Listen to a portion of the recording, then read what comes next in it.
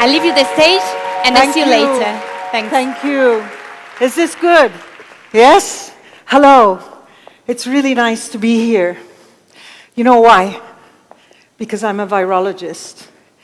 And I spent most of my life in a dark, ugly room behind a microscope, trying to understand how pre-pandemic viruses become pandemic viruses.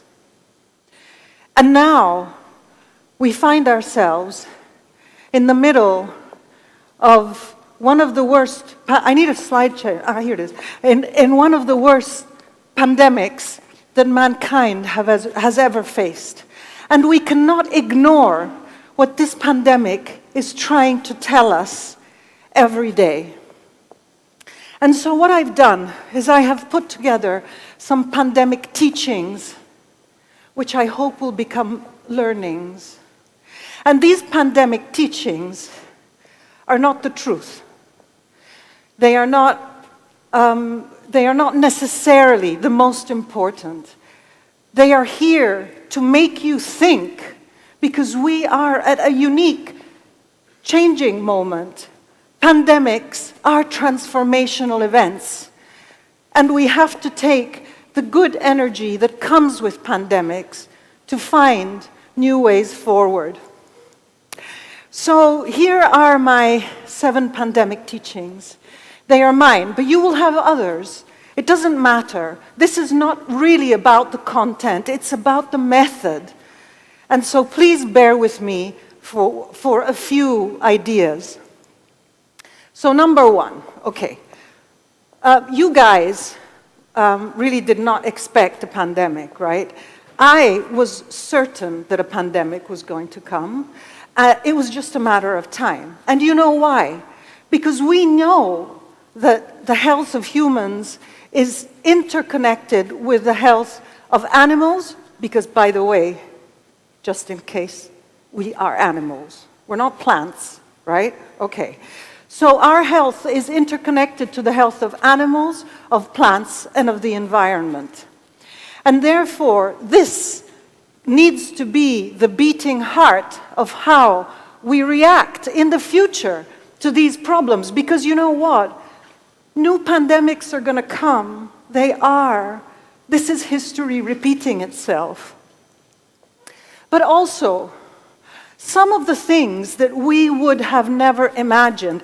You're talking to someone who spent lots of time, okay, lots, behind understanding pandemics. And what we didn't see that was coming was that institutional denial can be fueled by social media, and it would cause the failure of any pandemic preparedness plan. Because people follow their leaders. And if their leaders ridicule what the WHO alarm of a public health emergency of international concern, what do we expect people to do? They're going to follow their leaders. And at that moment, of denial, we lost half of our people, at least. Now, we've heard very much about this story. Vaccine equity is now a fundamental priority. We cannot mess around with this anymore. We have a world that needs to be protected from this virus, and we can do it with vaccines. But we need to think out of the box, because there are many countries that, for example, do not have electricity all the time, and therefore they do not have access to the cold chain. The cold chain means that the vaccines that we have now need to be stored and distributed at low or ultra-low temperature. And this is not equitable. We need to think of new vaccines. We need to think of vaccines that, for example, can be stored at room temperature and that can be delivered without having a gigantic box around it, which is actually a gigantic freezer that needs to be attached to electricity. There is no economy without healthy people. I'm so sorry I'm saying this for all the economists in the room. We need healthy people to make the economy turn. And health needs to be central and needs to be in all policies. And I would like you to keep this concept in mind, which was mentioned yesterday by Professor Mario Monti, because this is the core of the future.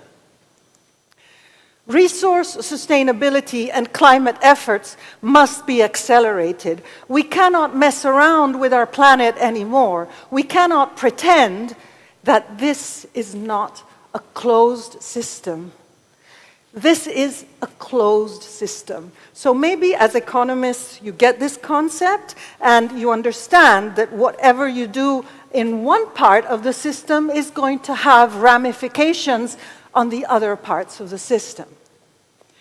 Now, this was like a surprise. Really?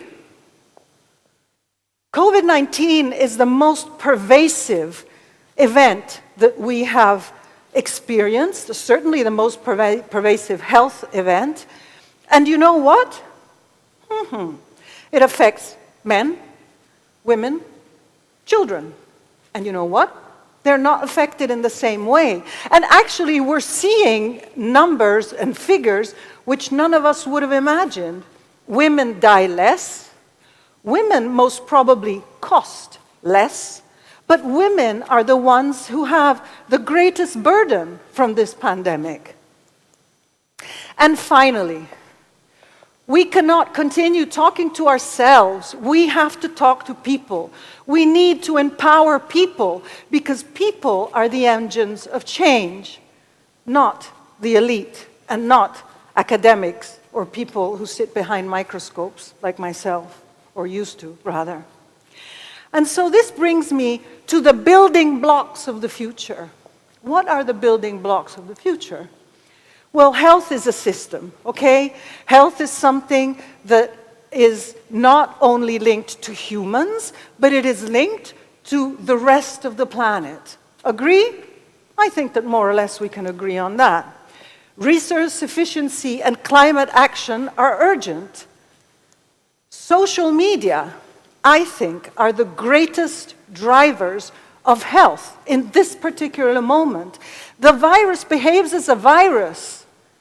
Social media can fuel misinformation and get people confused and make them do the wrong thing, like not wearing a mask. We are going to have to wear a mask. We are going to have to continue getting vaccines, and we are going to have to listen to the right sources of information.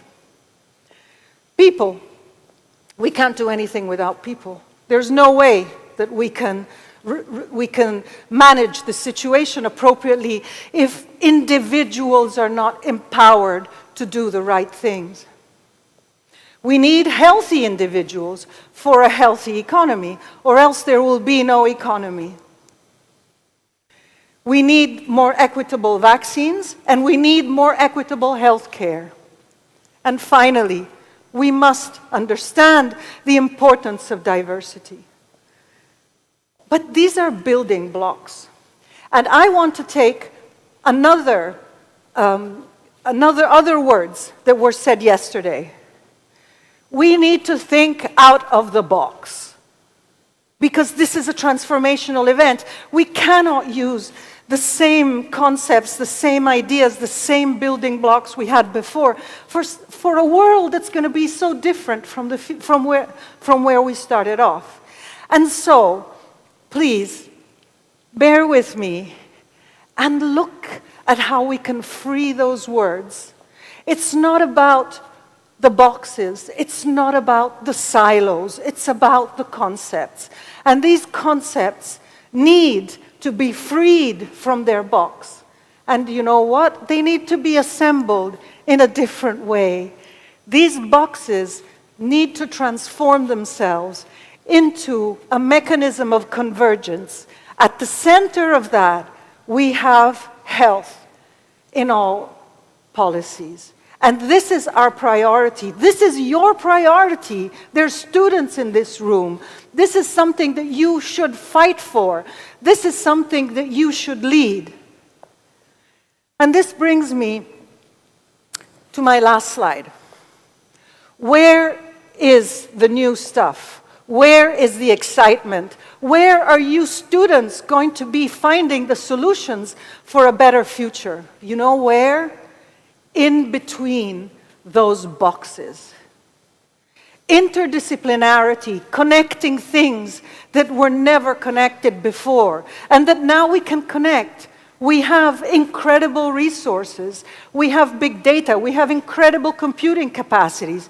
And you know what we have? We have lots of people who are talking about how important it is to look beyond their borders, and they're not doing it. And so my cry and my invitation for you today is please, please, let's do it.